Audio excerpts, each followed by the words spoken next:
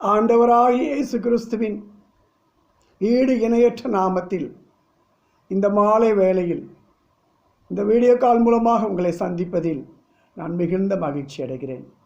இருந்தவரும் இருக்கிறவரும் வருகிறவருமாகிய சர்வ வல்லமையுள்ள தேவன் இந்த நாளில் நம்மை ஆசீர்வதிப்பாராக. நாம் கண்களை மூடி நாம் ஜெபிப்போம். அல்லேலூயா. ஸ்தோத்திரம், ஸ்தோத்திரம், ஸ்தோத்திரம், ஸ்தோத்திரம், ஸ்தோத்திரம், ஸ்தோத்திரம், ஸ்தோத்திரம், ஸ்தோத்திரம், ஸ்தோத்திரம். பரிசுத்த ஆவியானவரே ஸ்தோத்திரம். மகிமையின் தேவனே ஸ்தோத்திரம். இம்மானுவேலரே ஸ்தோத்திரம். யெகோவா சம்மா உமக்கு ஸ்தோத்திரம் அப்பா. கர்த்தர் மேல் பாரத்தை வைத்து விடு, கலங்கி தவிக்காதே, அவரே உன்னை ஆதரிப்பார், அதிசயம் செய்வார். கர்த்தர் மேல் பாரத்தை வைத்து விடு, கலங்கி தவிக்காதே, அவரே உன்னை ஆதரிப்பார், அதிசயம் செய்வார். நீதிமான் தள்ளாட விடமாட்டார், நித்தமும் காத்து நடத்திடுவார். நீதிமான் தள்ளாட விடமாட்டார், நித்தமும் காத்து நடத்திடுவார். கர்த்தர் மேல் பாரத்தை வைத்து விடு, கலங்கி தவிக்காதே, அவரே உன்னை ஆதரிப்பார், அதிசயம் செய்வார். நம்மை நடத்தும் தேவனவர் நமது நிழலாய் இருக்கின்றாரே. நம்மை நடத்தும் தேவனவர் நமது நிழலாய் இருக்கின்றாரே. கர்த்தர் மேல் பாரத்தை வைத்து விடு, கலங்கி தவிக்காதே, அவரே உன்னை ஆதரிப்பார், அதிசயம் செய்வார். ஸ்தோத்திரம், ஸ்தோத்திரம், ஸ்தோத்திரம், ஸ்தோத்திரம். ஆண்டவரே மை துதிக்கிறோம். இந்த நாளில் இந்த வாட்ஸ்அப் இந்த வீடியோ கால தேவன் ஆசீர்வதிப்பீராக. இந்த வாட்ஸ்அப் வீடியோவை பார்க்கிற ஒவ்வொரு பிள்ளைகளையும் மனதார ஆசீர்வதிங்கப்பா. ஒவ்வொரு வீடுகளுக்குள்ளும் சமாதானம், சந்தோஷம், மகிழ்ச்சி, விடுதலை கடந்து போவதாக. இந்த வீடியோவை பார்த்து ஜெபிக்கிற ஒவ்வொரு பிள்ளைகளையும் நீர் கண்ணோக்கி பாரும் கர்த்தாவே. ஒவ்வொருவருக்கும் மன சமாதானம், ஆறுதலை தாரும். ஒவ்வொருடைய ஆவிக்குரிய கண்கள் திறக்கப்பட உதவி செய்யும்.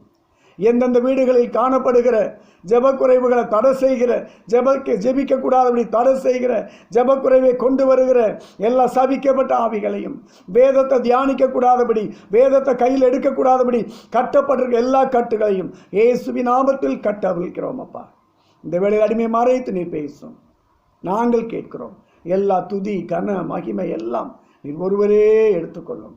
அன்பு இரட்சகர் இயேசுவின் நாமத்தில் ஜெபிக்கிறோம் நல்ல பிதாவே. ஆமேன், ஆமேன், ஆமேன். அல்லேலூயா.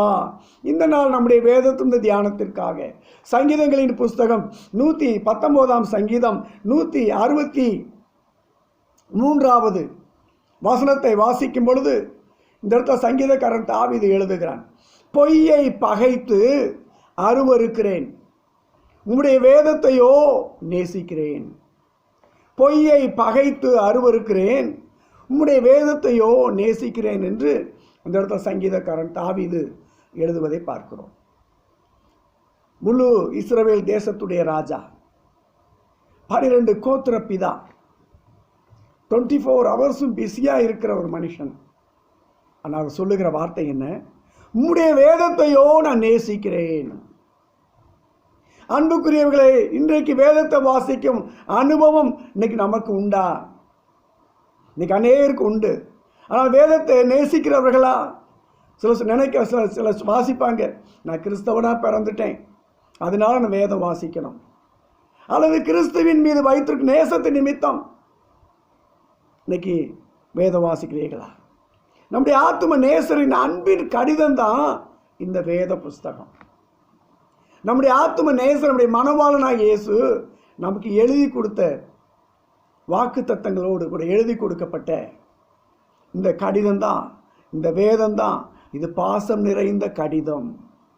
எனவே தான் சங்கீதம் 19:7 சொல்லுகிறது, ஆத்துமாவை உயிர்ப்பிக்கிற கடிதம், பேதையை ஞானியாக்கும் கடிதம் என்று சங்கீதக்காரன் சொல்லுகிறார். நம்முடைய ஆத்துமாவை உயிர்ப்பிக்கக்கூடியது, ஒரு பேதையை ஞானியாக மாற்றக்கூடிய ஒரு கடிதம் தான் இந்த வேத புஸ்தகம். இன்னும் பாருங்க, அதே 19ஆம் சங்கீதம் நீங்கள் 10 வாசிக்கும் போது, அவைகள் தேனிலும் தேன் கூட்டிலிருந்து ஒழுகும் தெளிதேனிலும் மதுரமுள்ளதா இருக்கிறது. பாருங்க, தேனிலும் தேன் கூட்டிலிருந்து ஒழுகும் தெளிதேனிலும் மதுரம் உள்ளதான். பாருங்க எந்த அளவுக்கு தாவீது ராஜா இந்த வேதத்தை நேசித்திருப்பார் என்று சொன்னால், அதை வாசித்திருப்பார் என்று சொன்னால் இப்படி எழுத முடியுமா? அந்த அளவுக்கு ஆண்டவருடைய வேதத்தை அவர் அதிகமாக நேசிக்கிறார். தேனை போல இனிமையானதுதான் வேதம் என்பது தாவீதின் அனுபவமாக இருக்கிறது. அப்படியே எசேக்கியேல் பாருங்க, 3ஆம் அதிகாரத்தில் 2-3 வசனங்களை பார்க்கும் பொழுது, அங்கே ஆண்டவர் ஒரு புஸ்தக சுருளை அவரிடம் கொடுத்து, இதை வாங்கி இதை புசி என்று சொன்னாராம். அவர் அந்த புஸ்தகத்தை அப்படியே அவர் வாயில் போட்டு மெல்லும் போது அவருக்கு அந்த வாய்க்கு தேனை போல தித்திப்பாக இருந்தது என்று சொல்லுகிறார். ருமேனியா தேசத்தில் ஒரு கிராமத்தில் ஒரு ஆலயம் இருந்தது. அந்த ஒரு ஞாயிற்றுக்கிழமை நாட்களில் அந்த ஆலயம் நடந்து கொண்டிருந்தது, ஆராதனை. அந்த ஊரில் என்னன்னா, அப்போ அந்த அந்த ஆலயத்தை சுற்றிலும் போர் வீரர்கள் சூழ்ந்து கொண்டார்கள். காரணம் என்ன? கிறிஸ்துவை ஆராதிப்பதற்கோ சபை நடத்துவதற்கோ அந்த ஆலயத்தை போர் வீரர் என்னது அங்கே அரசாங்கம் தடை விதித்திருந்தது. ஆராதனை செய்யக்கூடாது, வேதத்தை வாசிக்கக்கூடாது, கிறிஸ்துவை ஏற்றுக்கொள்ளக்கூடாது என்று அங்கே தடை இருந்தது. ஒரு போலீஸ் என்ன செஞ்சான், அந்த போலீஸ் அதிகாரி ஆலயத்துக்குள்ள வாசல்ல ஆலயத்துக்குள்ளே போய் ஒரு வேதத்தை எடுத்து அதை அப்படியே வெளியே வீசி எறிஞ்சான். வீசி எறிஞ்சு சொல்கிறான், இதோ சர்ச்சை விட்டு வெளியே போகிறவங்க நீங்கள் எல்லாம் நீங்கள் எச்சில காரி துப்பி இந்த விரிந்து கிடக்கிற புஸ்தகத்தில், வேத புஸ்தகத்தில் நீங்கள் காரி துப்பி விட்டு செல்ல வேண்டும் என்று கட்டளை கொடுத்தார்கள். ஒவ்வொருத்தரும் ஆலயத்தை விட்டு வெளியே வருகிறார்கள். வாசலில் விரிந்து கிடக்கிற வேதத்தின் மீது அந்த அதிகாரிகளுக்கு பயந்து எச்சிலை காரி துப்பி விட்டு செல்கிறார்கள். ஒருவர் எழுந்து வேதத்தில் காரி துப்பி விட்டு வெளியேறினார். அதைத் தொடர்ந்து மற்றவர்களும் அப்படியே என்ன செஞ்சாங்கன்னா, அந்த வேத புஸ்தகத்தின் மேலே காரி துப்பி விட்டு போக வேண்டும் என்று அவன் கர்ச்சித்ததுனால, அந்த அதிகாரி கர்ச்சனையோடு பேசினதுனால எல்லாம் காரி துப்பி விட்டு வெளியேறினாங்க. இப்படி ஒரு சில நிமிட நேரங்கள் அப்படி உருண்டோடிருச்சு. ஒருத்தர் பின்னாடி எல்லாரும் அந்த வேதத்தின் மேல் காரி துப்பி விட்டு போய் கொண்டிருக்கிறார்கள். உடனே பாருங்க, அந்த இடத்துல திடீரென்று ஒரு வாலிப சகோதரியால் இதை பார்த்து தாங்க முடியல. வேகமாக எழுந்து வாசலை நோக்கி ஓடி சென்றார்களாம்.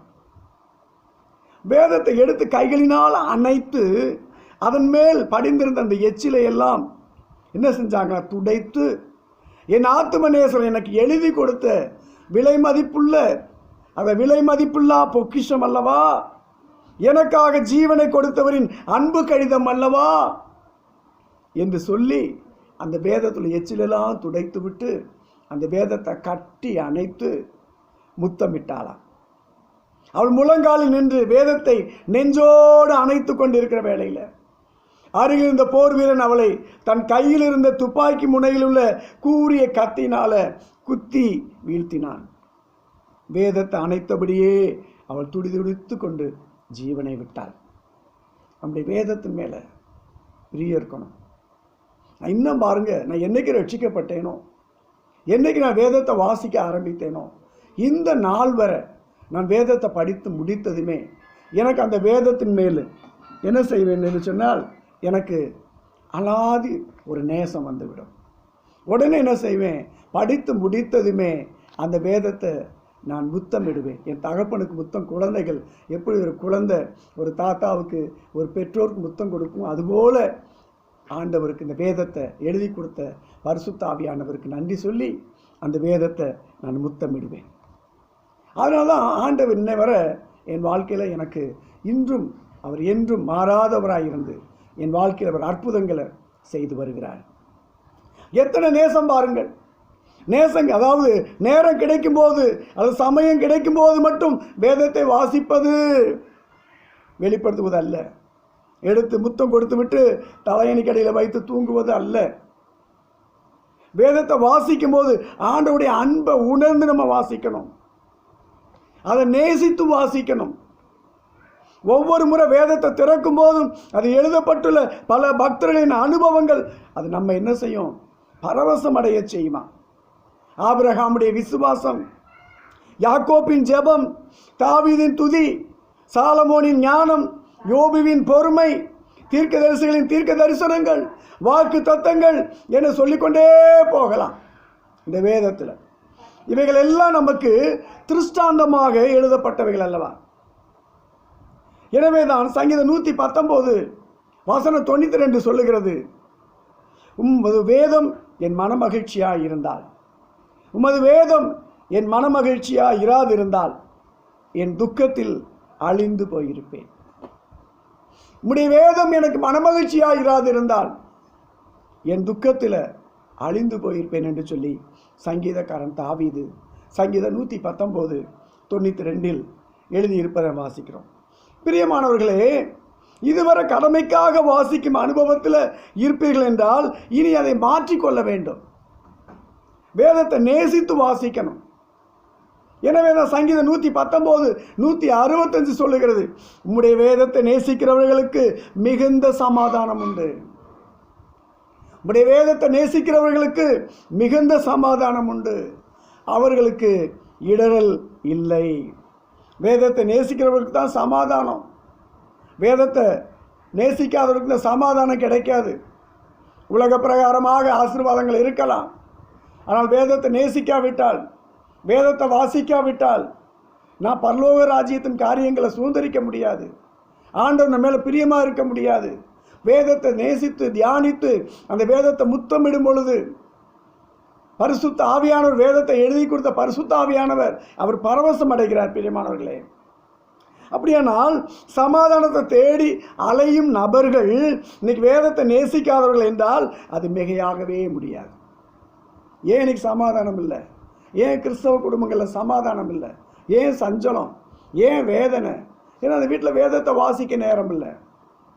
சில குடும்பங்கள் காலையில் 8 மணி வரை தூங்குறாங்க.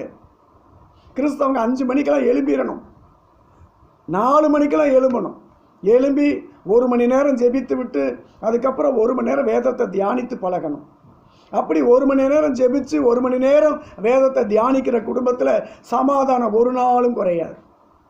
அந்த வீடுகளில் சந்தோஷம் இருக்கும், அந்த வீடுகளில் மகிழ்ச்சி இருக்கும், அந்த வீடுகளில் தேவதூதர்கள் ஏறி இறங்குற வீடாய் மாறும். அந்த வீட்டில் எப்போ ஜெபித்தாலும் ஜெபத்துக்கு உடனே பதில் வரும்.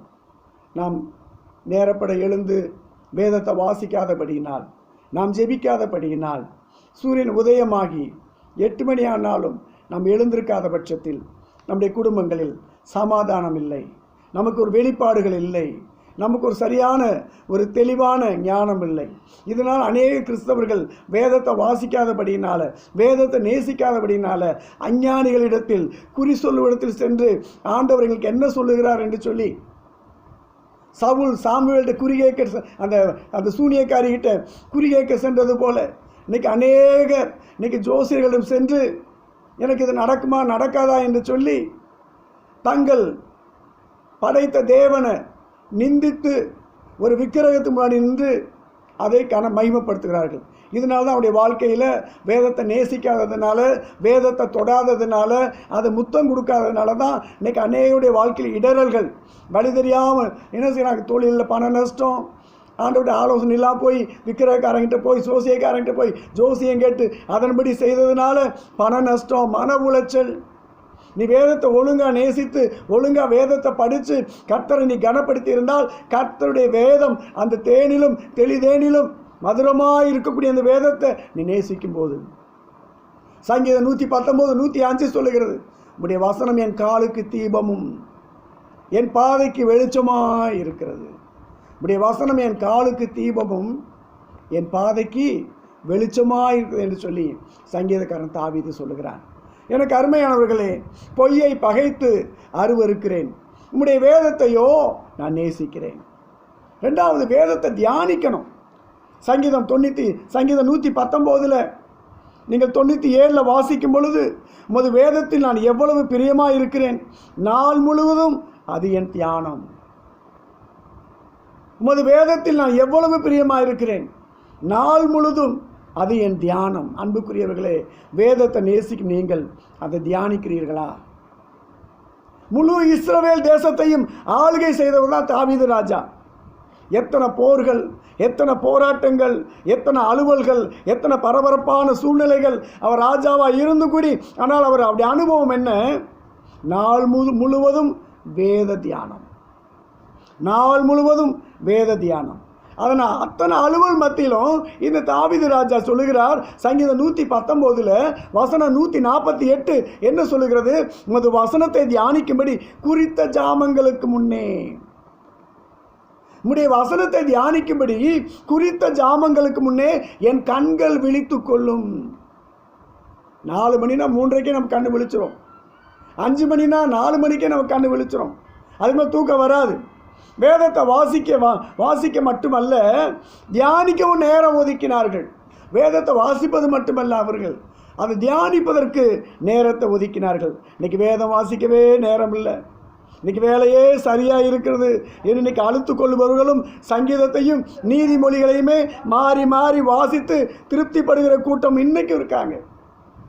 சங்கீதம் 91 சங்கீதம் 21 சங்கீதம் 28 சங்கீதம் 128 சங்கீதம் என்னது 32 நீதிமொழிகள் 31 தினமும் வாசித்து திருப்திப்படுகிற கூட்டம் உண்டு.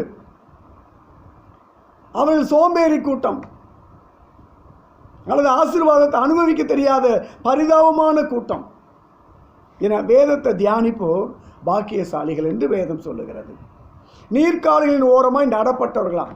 இந்த வேதத்தை நேசிக்கிறவர்கள் யார்?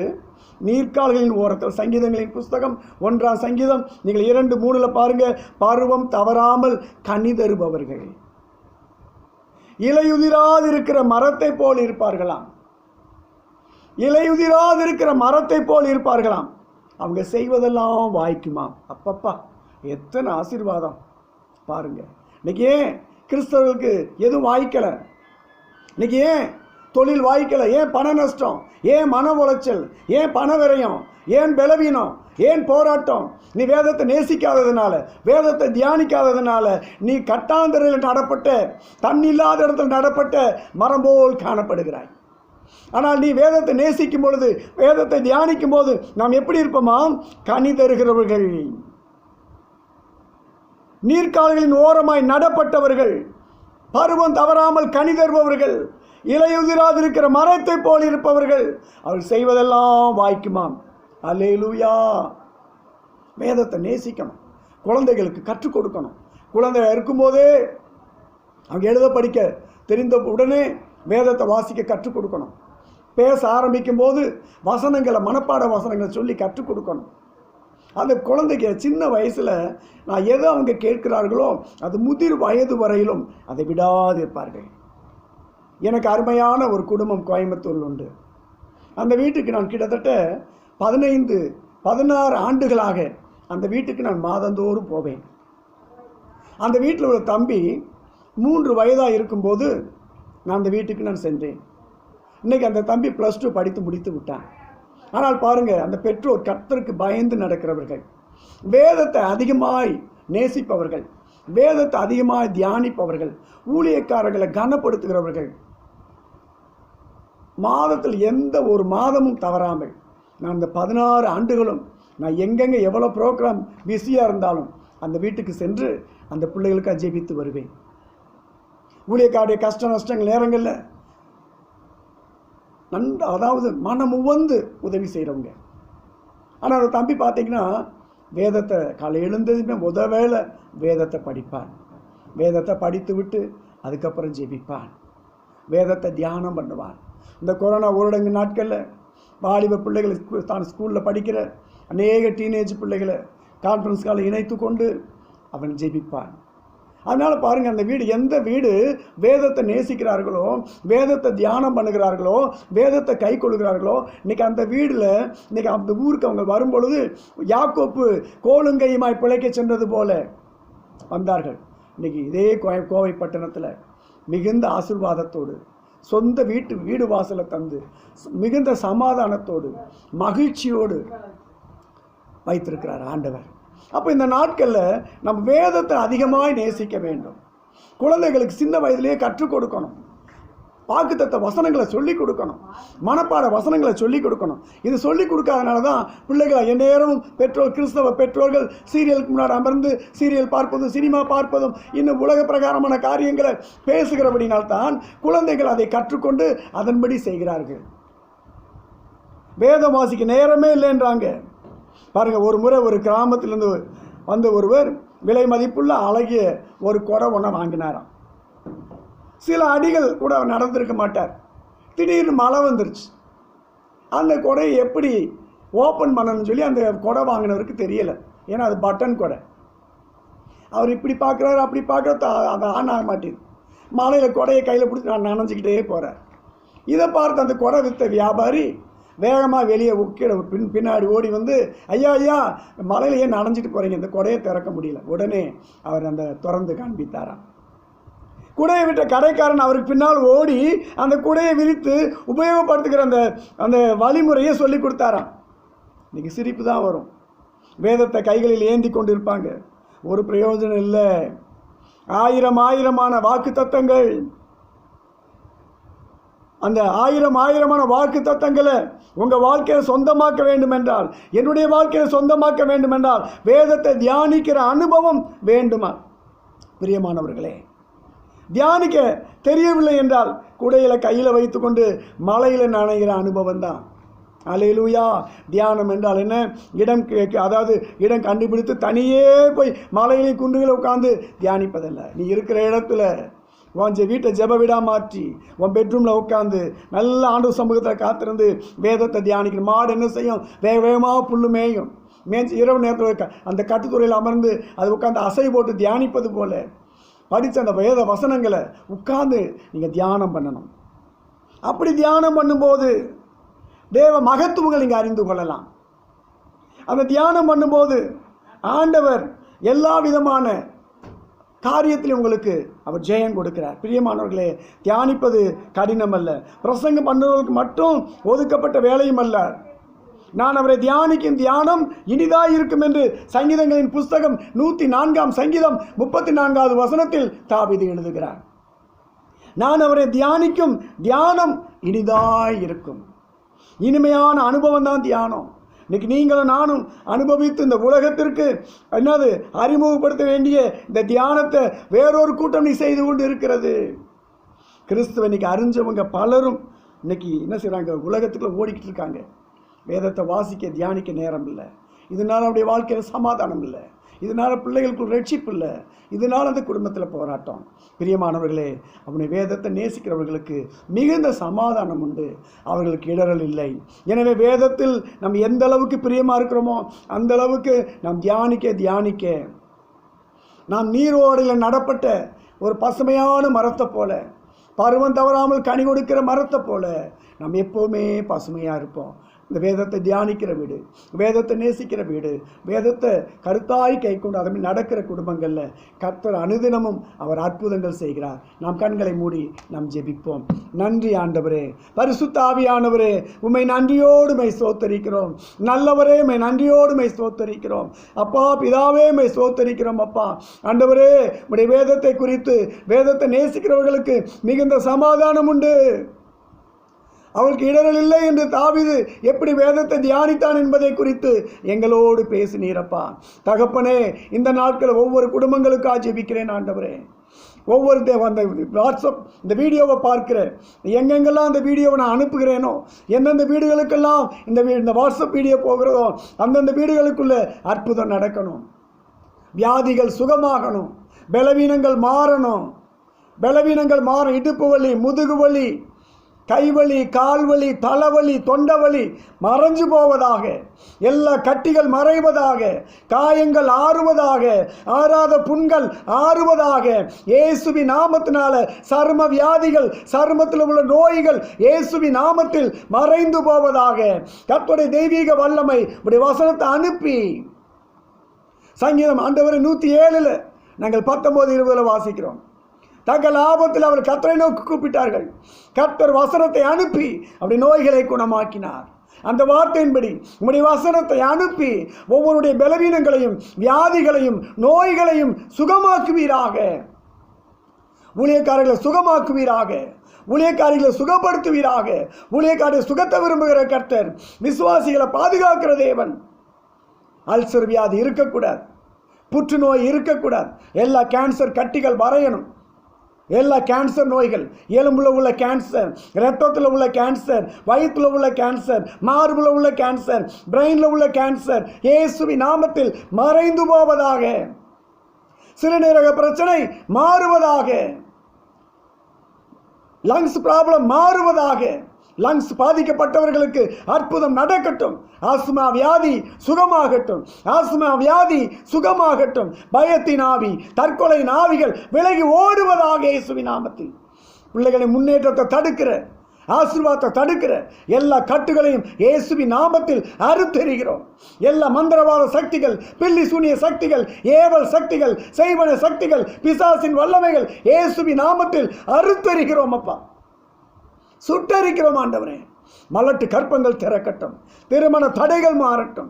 பிரிந்த குடும்பங்கள் ஒன்று சேரட்டும். பிரிந்த குடும்பங்கள் ஒன்று சேரட்டும். தன் மகளை போய் ஒழுங்க கணவனோடு சேர்ந்து வாழ விடாதபடிக்கு தடை செய்கிற சில பெற்றோர்கள், சில தாய்மார்கள் அவர்களை சந்திக்கணும் அப்பா.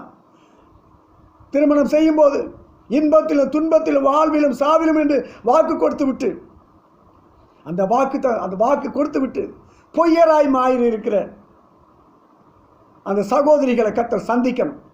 சகோதரர்களை கர்த்தர் சந்திக்கணும். பிரிந்த குடும்பம் ஒன்று சேரணும். சமாதானமற்றவர்கள் சமாதானத்தை திருப்பிக் கொள்ளணும். பயத்தினாவி விலகணும். எல்லா கட்டுகள் அறுக்கப்படணும். வியாபார தடைகள் மாறணும். கடன் பிரச்சனை மாறணும். தரித்திரத்தின் நுகத்தடி முறிக்கப்படணும் இயேசுவின் நாமத்தினால. அப்போ வர வேண்டிய சொத்துகள் வரணும். கணவன் மரிச்சதுமே விதவையாக இருக்கிறவங்க இன்னைக்கு விதவைன்னு சொல்லி மூத்தார் கணவனுடைய தம்பி, அண்ணன் சொத்தை கொடுக்காம அபகரித்து வைத்து கொண்டு ஏமாற்றி கொண்டு இருக்கிற, பில்லி சூனியை வைத்தவங்களை வெளியே துரத்துகிற அந்த ஆவிகளை அதம் பண்ணுகிறேன். வர வேண்டிய சொத்துகள் வரட்டும். சொத்தில் உள்ள கேசுகள் ஜெயிக்கட்டும். அற்புதம் நடக்கட்டும். அதிசயம் நடக்கட்டும். பிள்ளைகள் படிப்பில் கர்த்தர் உதவி செய்யும். இந்த கொரோனா ஊரடங்கு நாட்களில் ஒவ்வொருடைய தேவைகளை சந்தியும். எல்லா பலவீனங்கள், எல்லா வழிகள் மறையட்டும். பலவீனங்கள் மாறட்டும். அற்புதங்கள் செய்யுங்க. அற்புதங்கள் செய்யுங்கப்பா. எல்லா விதமான சித்தப்பிரமை ஆவி விலகி போகட்டும். நிமோனியா பலவீனங்கள், கொரோனா பலவீனங்கள் இதெல்லாம் விலகி போவதாக. எல்லா கட்டிகள் மறையட்டும். அற்புதம் நடக்கட்டும். சமாதானம் திரும்பட்டும். குழந்தைகள் ஆசீர்வதியும். இரத்தத்துக்குள் மறைத்துக் கொள்ளும். வேதத்தை நேசிக்க அதன்படி பிரியமாக இருக்க கிருபை செய்யும். எல்லா துதிகன மகிமையெல்லாம் எடுத்துக்கொள்ளும். அன்பு இரட்சகர் இயேசுவின் நாமத்தில் ஜெபிக்கிறோம் நல்ல பிதாவே. ஆமேன், ஆமேன். God bless you. கர்த்தர் உங்களை ஆசீர்வதிப்பாராக. மீண்டும் ஒரு நாள் உங்களை சந்திக்கும் வரை உங்கள் அன்பு சகோதரர் Daniel Arasappan. Bye. God bless you. ஆமேன், ஆமேன்.